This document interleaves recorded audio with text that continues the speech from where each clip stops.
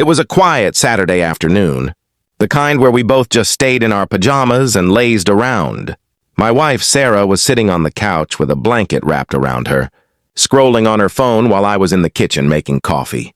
We had been married for 7 years, and in the last few months, something about her had felt different. She was more guarded with her phone, often stepping outside to take calls, and she had been working late far more often than before. I kept telling myself it was just work stress, that I was overthinking things.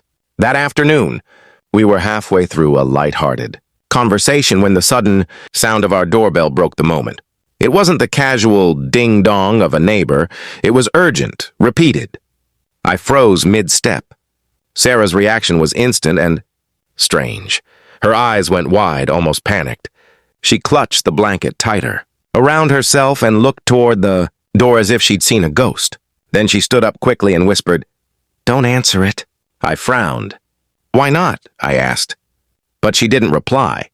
She just stood there, biting her lip, her hands shaking slightly. I could see her debating something in her head, like she was deciding whether to run or stay put. The doorbell rang again, followed by a loud knock.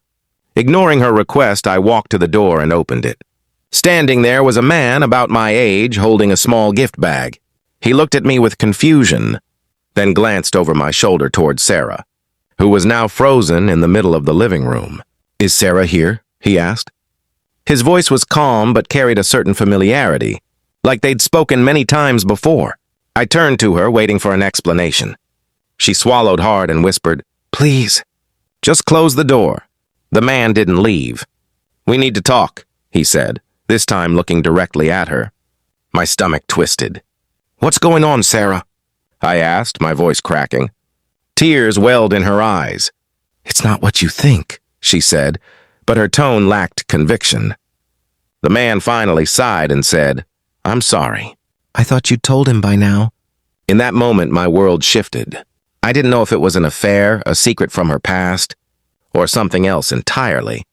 But the look in her eyes told me it was big, and it was something she had been hiding for a long time. I didn't slam the door. I didn't yell. I just stepped aside and said quietly, "Then tell me the truth, right now." The rest of that day would change everything between us.